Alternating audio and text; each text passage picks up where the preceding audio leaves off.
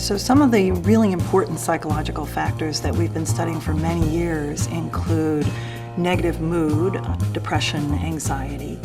And what's important about depression and anxiety is that we think of them as being important even when they're not clinically significant in terms of a diagnosis, a psychiatric diagnosis.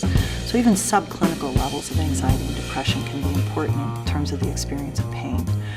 Another factor that we spent a lot of time in the pain research world investigating and really showing that it has a pervasive effect on people's ability to manage pain and the suffering they experience is something we call pain-related catastrophizing. And that is an emotional response to pain, but it's also a cognitive attentional response to pain, in which people become very focused on pain. They have a hard time distracting themselves and breaking their attention away. And they also feel very helpless, as though there's not much they can do to manage their pain. And then the final factor that we've been looking a lot at that I think most people are less aware of that is important is the role of sleep disturbance. So when we've looked at people who have chronic pain, we see that lots of people have clinically significant sleep disturbance. But one of the things we're doing in my group with one of my colleagues, Michael Smith, is we're studying subclinical sleep disturbance. And what we find is that the typical American pattern of truncating sleep, so limiting sleep to 6.5, 7 hours, increases people's pain sensitivity. And we think that this also kind of increases their ability to heal following surgery or an injury. And we certainly see this as something that contributes to people's experience of pain and the pain-related disability that many of our patients experience when they have persistent pain states.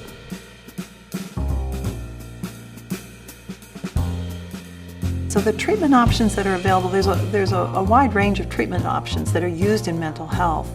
But the ones that have really been best studied for pain include biofeedback, cognitive behavioral treatment, and then more recently acceptance and mindfulness-based treatments, which is kind of a third generation of the behavioral treatments. And those are the three treatments that have been studied the most and have pretty good evidence to support them. There are some challenges in that.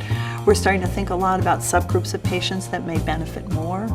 One of the things that I promote is the early use of these treatments. Traditionally, they're kind of the end stage, left to the end when everything else has failed. And at that point, getting anything to work is really challenging. So I really advocate the idea that psychological treatment should be considered very early on. And even when there is not access to a specialized mental health provider who has experience working with pain, the many self-help materials that are out and available, both in terms of booklets as well as web sites that can promote the person's self-management of pain. So a lot of what we talk about in the pain field now is a model that is similar to what has evolved in diabetes, and that is the idea that diabetes is a 24/7 condition that requires a lot of work on the part of the patient and not just taking medications. And that same model is probably a very useful model for people who have chronic pain. So any practitioner should be encouraging their patients to be active physically, to have a walking program if that's safe for them. And then to be really looking for strategies that they can use on a day-to-day basis to self-manage their pain symptoms in addition to using medicines and other kinds of therapies.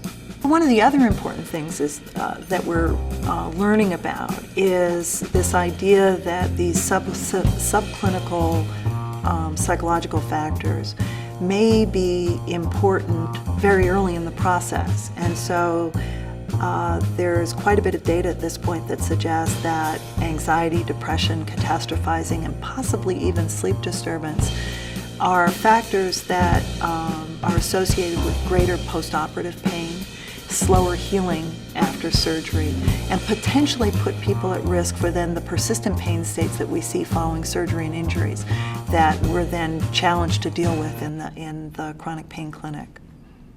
So the earlier the intervention, the better, we think, although we're still working on getting the data to support that very important idea.